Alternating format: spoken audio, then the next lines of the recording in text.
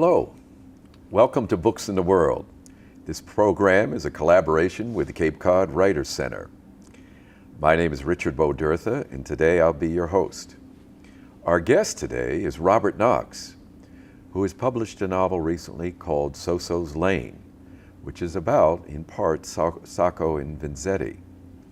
Vanzetti and Sacco lived in Plymouth for a brief period of time. Welcome, Robert. I'll call you Bob if that's all right. That's good. That's good. Most people do. All right. Well, this is a historic novel, I guess, that you've published here recently, So-So's Lane, and it's about the Sacco-Vanzetti situation that we had here in the 1920s. Yeah. Can you tell us a little bit about that time period and Sacco and Vanzetti? I know most people probably know a little bit about it, but I'd be interested to hear a little bit more. Yeah, okay, and stop me when I go on too long. Okay. Okay. All right. All right.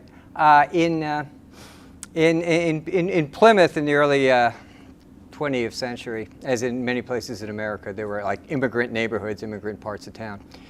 In Plymouth, the people that were connected to the Pilgrims lived in Plymouth Center and had Anglo-Saxon roots and were very proud of their history. The immigrants worked in factories. This was the high industrial era. Plymouth Cordage Company was established in the 19th century in North Plymouth and was the largest rope maker in the world. During World War I, they had 2,000 workers. That's a huge number of people. So America was looking for labor. They advertised, companies and steamship companies advertised in Europe, said jobs were here. So people came from Eastern and Southern Europe at this time. Between 1880 and 1920, about 40 million immigrants entered the country. From Italy and Greece and Russia and Poland and Portugal and Spain and Syria and Lebanon, Turkey. 1880 to about 1920 was to about the time. 1920. We changed our immigration policies around 1921, so that's usually the benchmark. It changed the character of a lot of American cities, particularly on the East Coast, and even towns throughout Massachusetts. The most populous group of these immigrants were the Italians. And you began to see like newspaper ads, basically saying no Italians for this job, just as in previous century the Irish had faced that sort of discrimination. So that was a big problem. And a town like Plymouth, which was had a well-established history and some kind of a commercial base based on the seaport, had become an industrial center also, and housing was built near the factories, so a lot of it was in North Plymouth, which is like less than a mile down the block, down Court Street out of Plymouth Center. And the people that lived there basically had nothing to do with Plymouth Center, and the people who lived in Plymouth Center believed they had nothing to do with immigrants whom they did not consider Americans, and people like whom they would call the Italians, the Italians, maybe the Russians. Well, I do know that you're quite a history buff too, but I'd like to hear a little bit about your background and about how you got into writing and also how you got into writing this book. What attracted you or galvanized you to this period in history and this situation or incident, which was just 100 years ago, but back then it was heard around the world, I think. Yes, it was. It was the trial of the century. It was the story of the century between the world wars. You did live in Plymouth. I lived in Plymouth. Living in Plymouth is what made me write this story. You are also a journalist working for the Old Colony Memorial, right? The MPG newspapers. Right. Yeah. And you were a professor at one point. Yes, right. I should say that the book is sort of real-time 1920s with Sacco and Vanzetti and that situation.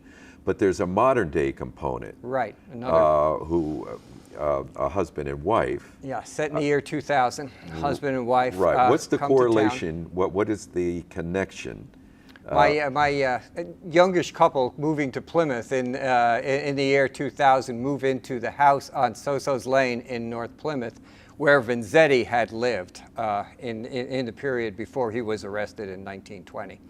So it's like, and the man is a history teacher. The man is very interested in a character called Mill, interested in Plymouth's history, very much interested in a town that has an image and a consciousness of itself as being very, historically concerned with preservation. America's hometown. It's America's hometown, yeah, right. Right. Perfect. But it wasn't Vanzetti's hometown.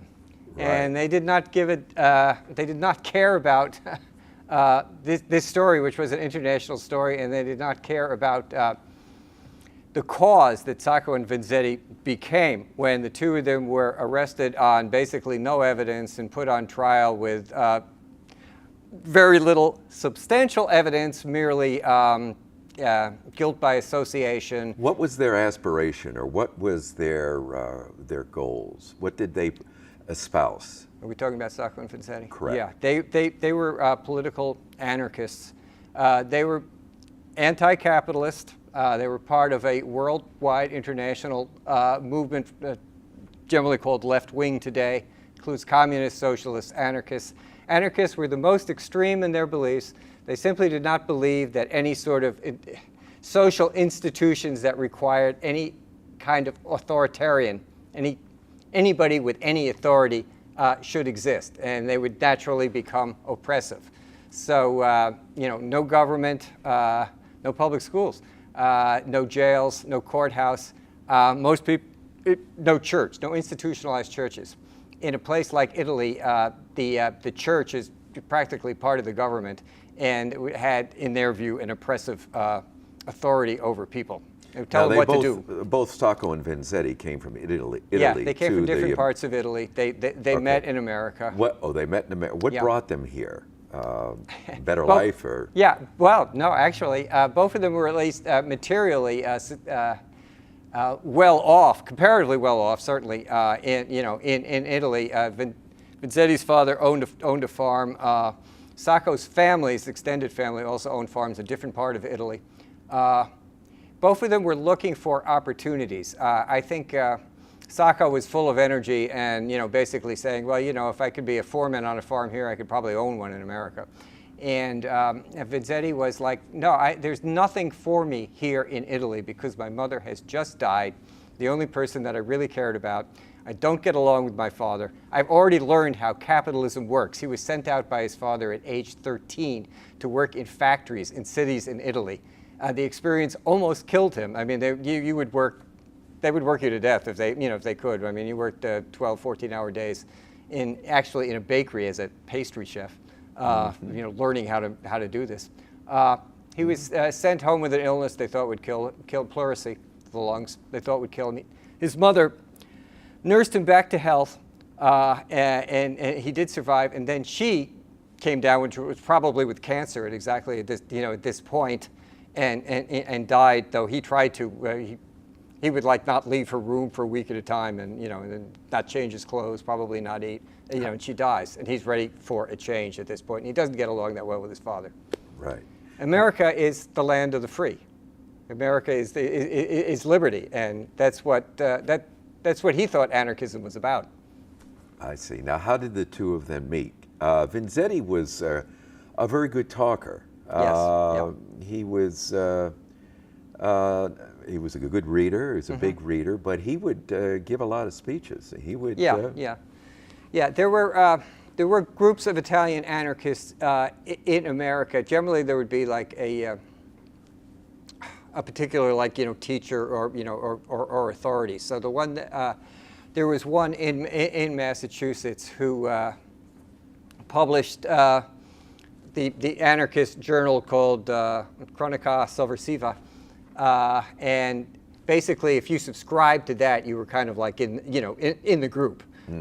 And so they would have Sacco and Vanzetti basically were subscribers, and then met at some of the group meetings. The group meetings were held in Boston. Sacco actually lived in Stoughton, Massachusetts. Vanzetti lived in Plymouth, but both of them there was good public transportation back 100 years ago. There were trolleys connecting all the towns and cities. Yeah. Cars were just coming in. Well, your characterization of Vanzetti is really great. The way you make this person come alive. Well, how did you learn how to do that, or what's your writing background? I know you were a journalist. Yeah. You worked as a journalist in Plymouth, but you also worked for the Globe for a little bit as well. Yeah, yeah. But the characterization, taking a moment in history, a person in history, and I understand that you tried to write some short stories initially about your own experience and so forth. But then you tried to really focus on a historical figure. Right. And how did you find this historical figure, Vanzetti particularly? Well, Vanzetti was a very, very well-known person. His name was known around the world back then. His letters were published in a book. He wrote a whole lot when he was in prison. What was he arrested for? Okay. All right. This is the case. And give us a time frame. This is the case. We know his execution was 1927, but right. he was jailed in 1920. 1920, correct? Right. In 1920, post-World War America, World War I ends in 1918. There are strikes and unemployment and generally bad times and increase in crime. The kind of things that politicians talk about today when they want to get attention and build support. So there's terrible crime going on, and including robberies conducted by automobiles. One of these took place in Braintree, Massachusetts, where factory payroll was robbed by a gang of thieves arriving in a car, shooting two men that were carrying the payroll money, all in cash. People lived in cash by then.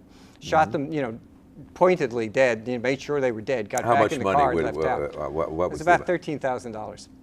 Probably would have been a fair amount of money, but that's one week's payroll. It's right. All of the employees for for this factory were waiting for that cash.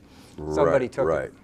But there are some witnesses who lean out at the windows and. There are witnesses who lean out at the windows because for the factory next door, you could look out at the street. You're not that far away, but you're up in the air. Right. And the gunman waves the gun at them up there, right. and they lean back and get out of the way. And those witnesses all saw a different thing. It happened in a couple split seconds. You don't expect it to happen. You're scared.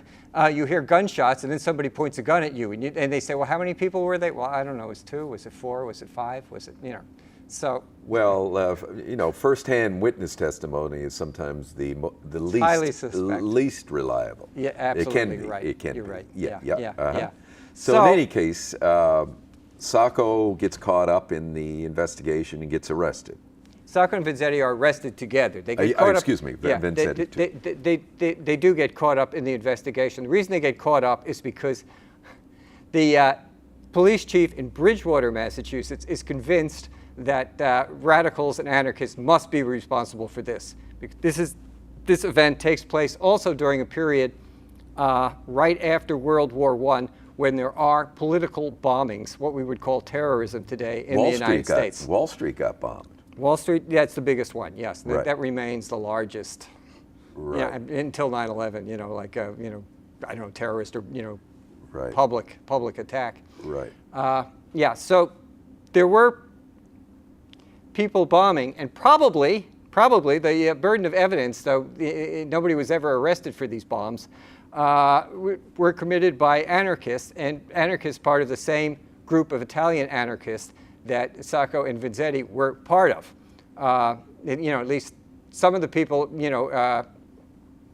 that we believe were connected to them, historians have looked into this, believe were connected to them, were actually, would write letters to Vanzetti. Vanzetti would write to anybody.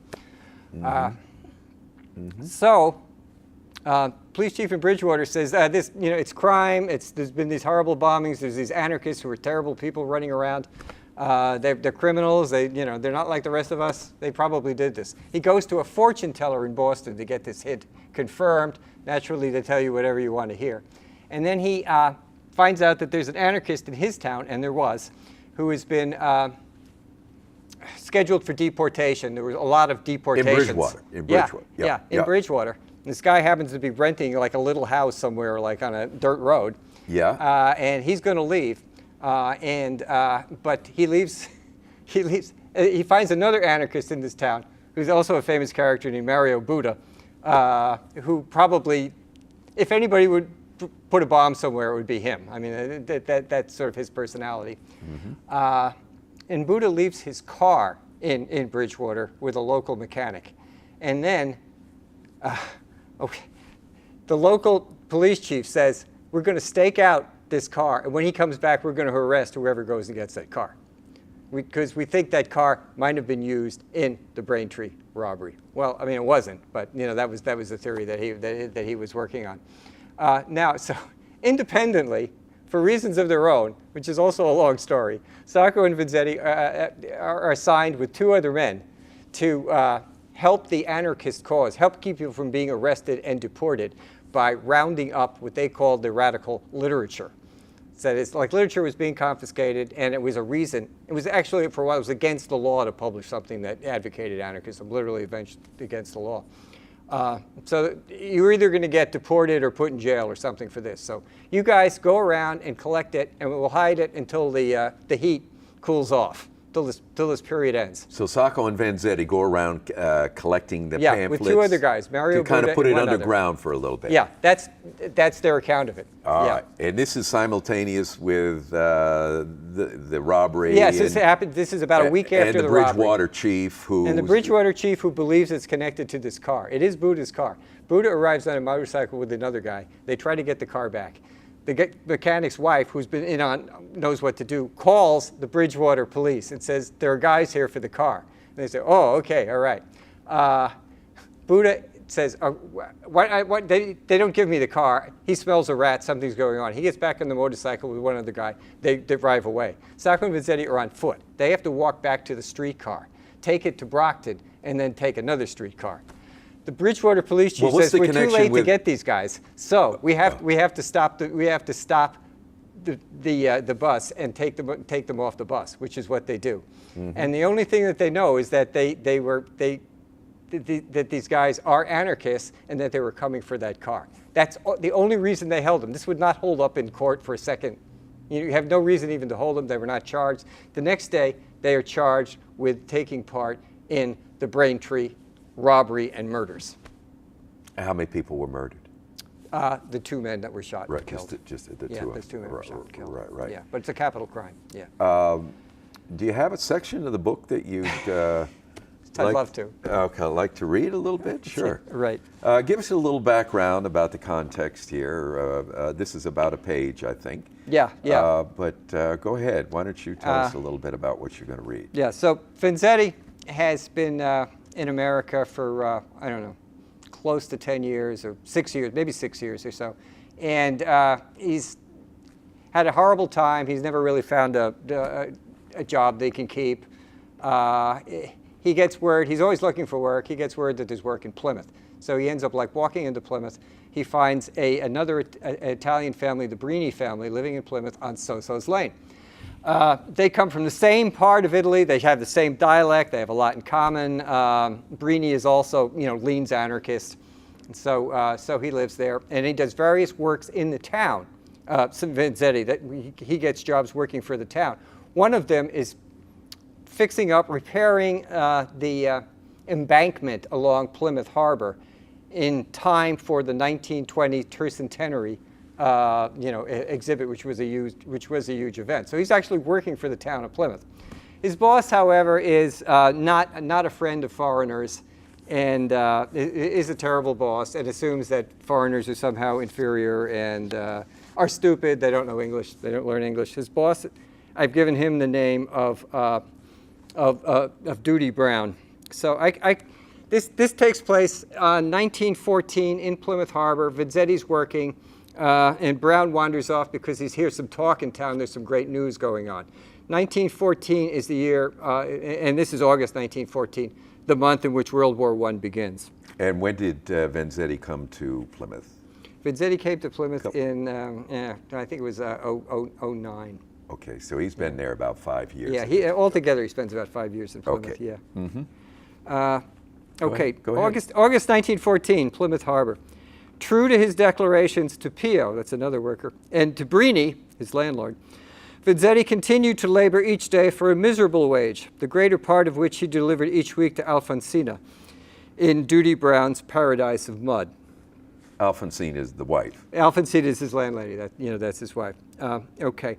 The sound of Brown's voice, the voice that contained all that he hated, mockery, smallness, bullying, the opposite of all he loved, came closer. Something in its tone different from the usual hectoring. Vanzetti straightened, looked up. Brown was walking directly toward him. "You!" he shouted as Vanzetti turned to face him. "What country are you from? Tell me the truth this time." "Italia," he replied reluctantly. It gnawed at him day after day that he could not engage this man and all the others like him and overmaster him with the fluency of his native tongue. "Italy!" Brown crowed, triumphant. "I knew it!" He held up a long sheet of paper. One of the American newspapers Vanzetti saw, big black type at the top, and yet he could not take in the words. "Well, you can go home now, to Italy, and be a soldier." Duty Brown pointed at the banner headline of the broadsheet hanging from his hand, like a flag displayed from a balcony by a cheering citizenry. Then he groaned in disgust. "Can't read a word of it, can you dumbbell? Well, your country's gone to war." Absurd, Vanzetti thought, recognizing the word. Italy at war? Then he realized that this fool of the bosses was serious. Peace was bad enough in the New World, a hell in which the poor labored to enrich the wealthy. But war? The bosses will send the workers to die. Someone must rouse these sleepers. He must truly learn the speech of this cursed land. Brown shook the paper in his face and jeered. "Italy Biddly's going to war, and you're going too." He gathered his words. "No, Signor Brown, you are wrong, and you have always been wrong. Vanzetti will not go back to Italia to play the soldier. This is my country now." Oh, good. Yeah. Yeah, great. Now, Bob, we probably don't have too much longer here, but I understand that you're also a poet, and you've published some chapbooks. Now, I think you took a hiatus from poetry for about 30 years or so, and now right. you're Yeah, back that's right. back Yeah, into writing poetry. Yeah, I wrote poetry in my 20s. Okay, and that's when you were a graduate student at Boston College. You went to Yale, I believe. Yeah, I went to Yale, right, and then and did then various other things. Right. Forgettable things mostly. And then eventually I went to Boston University to get a master's, and I was living in Boston and then in Cambridge, and I met some other writers in Boston, and we decided to turn ourselves into a poetry co-op. We would meet and workshop, and then we would publish our work in a newsprint form, like a little tabloid piece. Well, that was sell in Cambridge in the mid-'70s, early '70s. Yeah, right around that time. Quite a happening place back then, I'm sure. Oh, yeah, absolutely. Yeah. Right. Well, the We were all poetry, you 30 years, that's quite a while. What got you back into writing poetry? Mostly it was, I'm going to show you this. I started to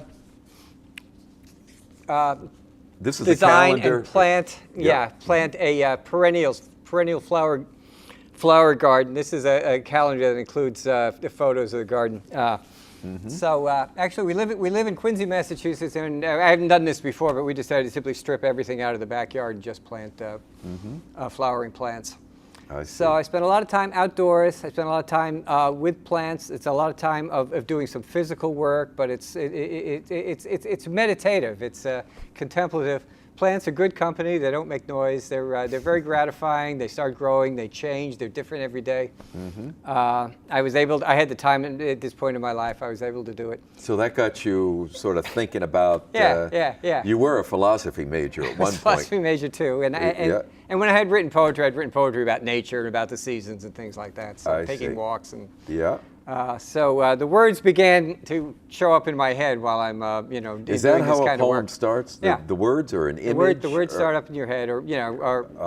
Yeah, or an idea, or an image, I'm sure, for some people, but it's Right. almost always words for me. Oh, it is. I Yeah, see. yeah. I mean, they can start other ways. People say write a poem about such and such. If they give you an interesting idea, you can do it. I mean, Yeah. it's like once you have technique, as it were, and you're What you're are really the two used to doing titles it. here you brought here today? Yeah, these were- Gardeners Do It With Their Hands Dirty. Yeah, that. And Cocktails in the Wild. Yeah. Very good. Yeah. So the first one was the book with gardeners in the title, and those included poems that where the subject material related to the garden in one way or another. Names of plants showed up and how they grow and how you relate to them. Birds, bees, butterflies, hummingbird. Can I read a poem out of that one? Sure. Okay, so there's a poem about a hummingbird. This is the first one in this book. I think I'll just read this one. This section is called Garden Lovers, and the title of this poem is The Tiny Beak the Flower Bends. The hummingbird knows what time it is, time to be doing, efficient as day. She collects what the world has to offer.